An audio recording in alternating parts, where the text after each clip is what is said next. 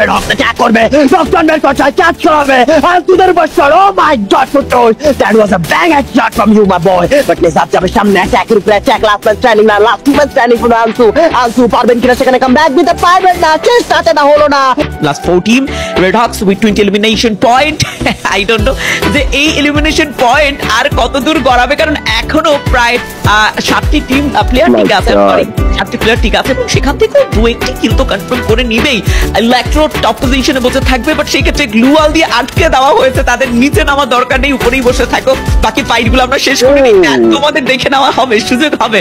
And right now যদি কথা বলতে চাই 4টি টিমের মধ্যে, ফাসিন কি মনে হচ্ছে, আনসু ওয়াইটি আর নিলয় গেমিং নাকি এই মুহূর্তে রেড হকস, কোন টিমের পজিশন তোমার কাছে সেফ মনে হচ্ছে?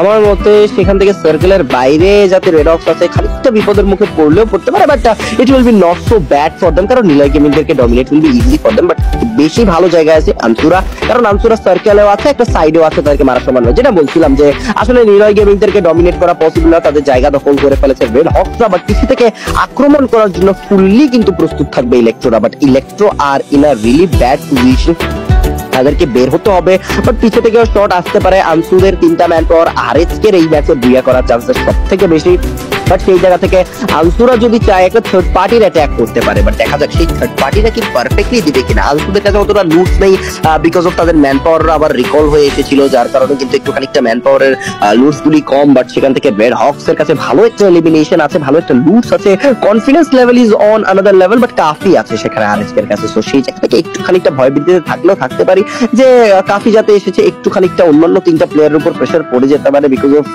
উই অল নো যে আসলে ব্লেড, দেন নিজাত, কুটুস এন্ড ফ্লিকার যেই পরিমাণে অসম লেভেলের গেম প্লেতে কাফি অতটুকু দিতে পারে না। He is a backbone of the team, সে মোটামুটি এভারেজ সেখান থেকে খেলতে পারে, বাট সেখান থেকে অ্যাজ আ রেজাল্ট দেখা যাচ্ছে যে কাফি থাকা অবস্থায় সেখানে আরএচকে আসলে কেমন কামব্যাক দেয়। একটা টাইমে Kafi was a really great player, but recent টাইমে কাফি অনেকটা ডাউনফলের শিকার হয়েছে। বাই বিগ ব্রাদার হিসেবে বাই কাফি পুরো টিমটাকে এজ আ লিডার হিসেবে খুবই সুন্দর করে গুছিয়ে রাখে, যেমন ব্লেডের কান্না সেখানে মুছে দিচ্ছিল, আমি দেখতে পাইছিলাম একটা ক্লিপে। বাট আপাতত দেখতে পেলে রেড হকস সেখান থেকে আছে নেক্সট এলিমিনেশন, সেখান থেকে তাদের কাছে আছে, বাট ইজি পিজি একটা বুঝে আসে কেন দরকার আছে। বাট রেড হকস ট্রাই করবে নিজেদের বেস্ট একটা মুভমেন্ট দিতে, নিজেদেরকে ভালোভাবে এগিয়ে রাখতে, বাট বুঝাটা কি আসলে নিতে পারবে বলতে তোমার মনে হচ্ছে?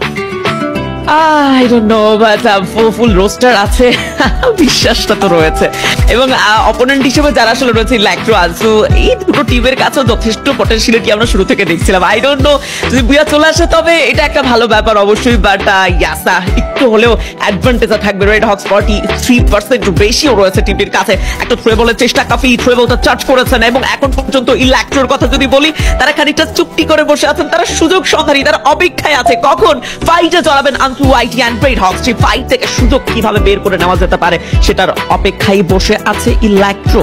এন্ড সত্য কথা বলতে রিফাতের এই যে কম্পাউন্ড ধরে খেলায়, কম্পাউন্ড ধরে প্রেসার ফেস করানো, এটা রেড হকসের জন্য আজকের দিনে আরো একটা চ্যালেঞ্জিং ব্যাপার, কারণ কোনোভাবেই রিফাতকে তো লক্ষ্য করা যাবে না, বাট যে থ্রোবল গুলো যাচ্ছে এগুলো কিন্তু রেড হকসের একেবারে মধ্যখানে গিয়ে পড়লে বিপত্তি। এটা তখন উইথ 21 এলিমিনেশন পয়েন্ট তারা যথেষ্ট পয়েন্ট কালেক্ট করেছে, পজিশনেও 7টি পয়েন্ট পেয়ে যাবে।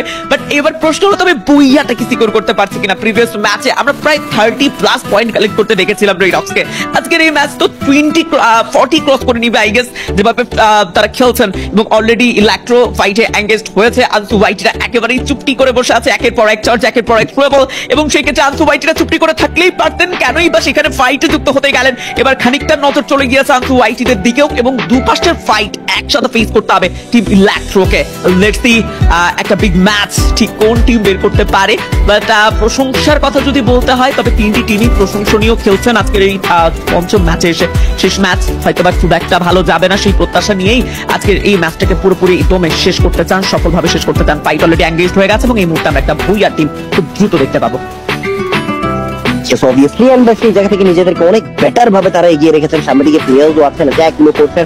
নকটন বের করতে ইলেকট্রো থেকে রোমান নেবেন, নকটন আর চার্জ একটি আসবে, বাট লেফট হ্যান্ড সাইডেও কিন্তু কিছু প্লেয়ার্স অ্যাটাকটা দিতে চাইবেন, বাট সেই জায়গা থেকে দেখতে পাচ্ছি আমাদের মাঝখানে 3টি জাস্ট টিম, বাট 2টি টিমে আমরা কিন্তু লুকিয়ে ফেলবো। বাট ইলেকট্রো গেটে চার্জ সামনে যাবে, রেড হকস অ্যাটাক করবে, নকটন বের করছে, ক্যাচ করাবে আনসুদের বছর। ও মাই গড ফুটুস, that was a bang shot from you my boy. But নিজাত যাবে সামনে, অ্যাটাকের উপরে অ্যাটাক, লাস্ট ম্যান স্ট্যান্ডিং না, last two man standing for আনসু আলসু পারবেন কিনা সেখানে কামব্যাক দিতে পারবেন না, চেষ্টাটা হলো না।